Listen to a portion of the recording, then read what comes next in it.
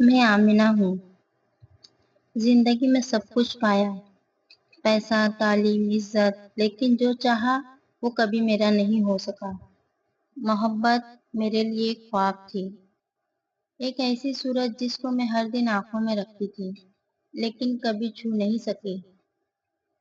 جب میں نے اسے پہلی بار پنجاب کی یونیورسٹی کے لائبریری میں دیکھا، وہ کسی اور ہی دنیا کا لگتا تھا، خاموش، سنجیدہ، لیکن اس کی آنکھوں میں ایک عجیب سا نور تھا، جیسے لفظوں میں چھپی باتیں بول رہا ہو۔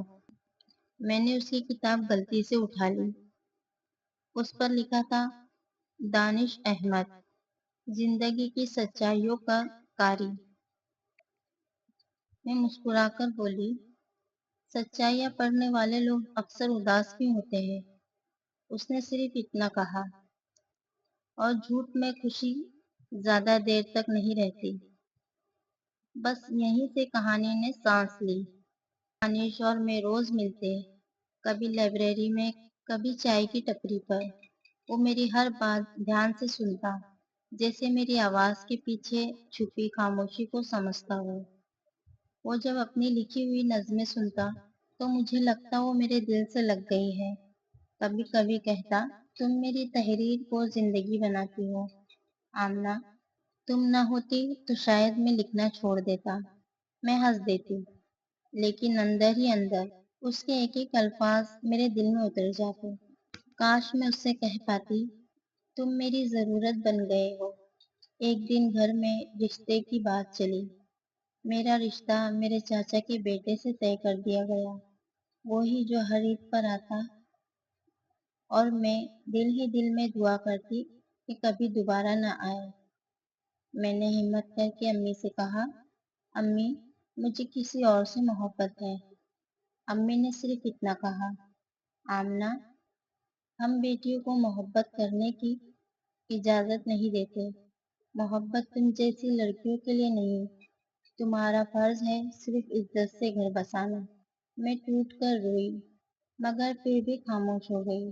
اس دن میں نے دانش کو ایک آخری خط لکھا، دانش تم میرے ہو کر بھی کبھی میرے نہیں بن سکے۔ میری محبت تمہیں کھونا نہیں چاہتی، تمہیں بھلا کر خود کو بچانا ہے آمنہ۔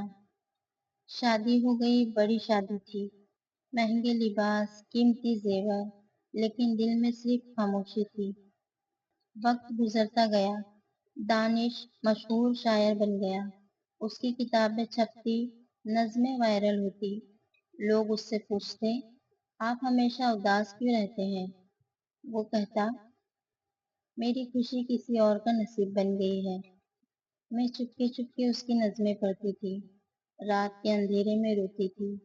وہ آج بھی میرے لیے لکھتا ہے، یہ سوچ کر دل میں عجیب سی تسلی ملتی۔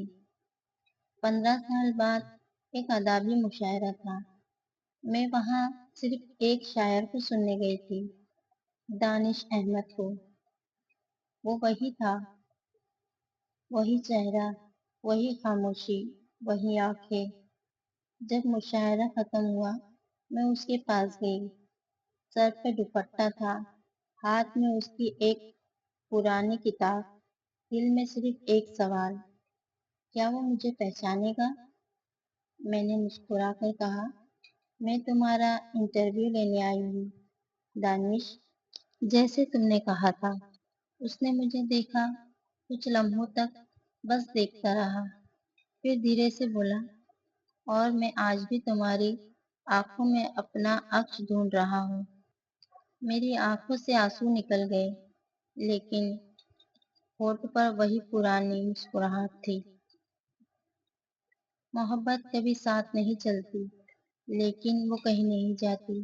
وہ ایک لائبریری کی پرانی کرسی پر ہوتی ہے، ایک نظم کی آخری لائن میں، یا کسی پتے پرانے خط میں، وہ جیتی رہتی ہے، صرف نام بدل جاتا ہے۔